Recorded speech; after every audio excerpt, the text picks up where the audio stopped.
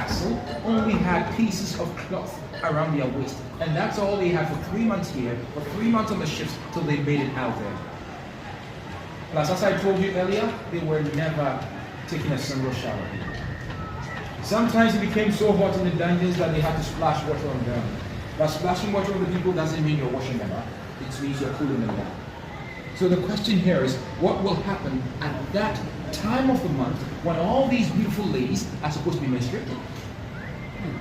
Without sanitary towels provided, it means that piece of cloth on your waist is what you will have to be using in wiping yourself up for 3 months here, for 3 months aboard a slave ship till you make it out there. And how comfortable will that be?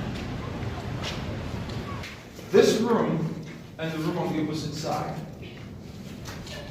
serve as the female dungeons, taking 150 African women each, 300 women, 1,000 men, male to female ratio 10:3. And the women had to also go through the same things the men went through. They slept here, urinated here, defecated here, menstruated here, but constantly these women were abused sexually. So much so that sometimes the Europeans will find some of them here pregnant. If you are found pregnant here, they have houses out of the castle. They will take care of you. You will have your baby. The baby will be educated. When they grow up, they become interpreters, clerks, secretaries for them. Because, there are soldiers that came here, died all the time. Very quick. So much so that they named West Africa White Man's Grave. So then they needed people to do that job. So these kids were not sent to Europe or the Americas. They stayed here and worked for them. If you're a mother, you go out there and have your child, you don't return here. Because if you come back, who's going to be the best taking care of that baby than the mother herself? But what about those women that were equally pregnant here, but were rather found pregnant aboard a slave ship en route? They would rather pick them up and throw them into the sea. Because at the destination, she becomes liability. She can't work for me to make money. I have to spend money on her, sorry. On the other hand, if I throw her overboard, I have insured my ship and my cargo. So I just go to the insurance company, get my insurance money, put pays for the loss. It's much better business throwing her into the sea than taking her alive as a pregnant woman. Wonderful guys. Whoever walked out of the door will return. Never went back. You go out, it's either you die or you find yourself in the new world. And it was estimated that over the period of 200 years in Cape Coast Castle, there were about 4 million Africans that walked out of that door. But then of all the Africans that left the continent of Africa, it was the Portuguese that took the biggest number, taking majority of them to South America, precisely Brazil.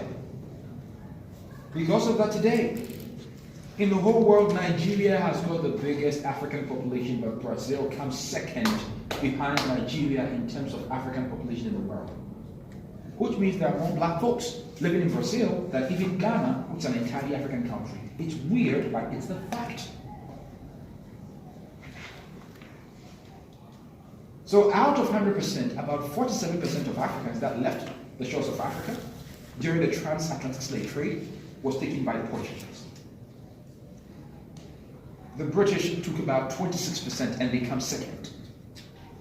The French took about 11%, they come third, and it continues in that order. But then sometimes people do say that the British took most of their captives to the United States of America. I want you all to know that it's a lie. The biggest number the British took found themselves in the Caribbean islands. That's where they took most of them. And about 70% of Africans that went here were taken from present-day Ghana. 30% were from other West African nations, the nearby West African nations. And please, directly from Cape Coast Castle, people were sent to Barbados, Jamaica, Grenada, British Guyana, Montserrat, Trinidad and Tobago, Bahamas.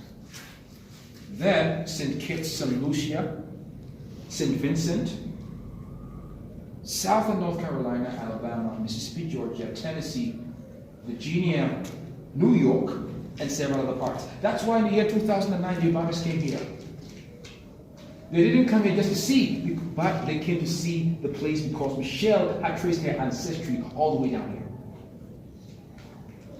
So she came to see where the ancestors were taken from, with her mother and her daughters, and the husband came to support them.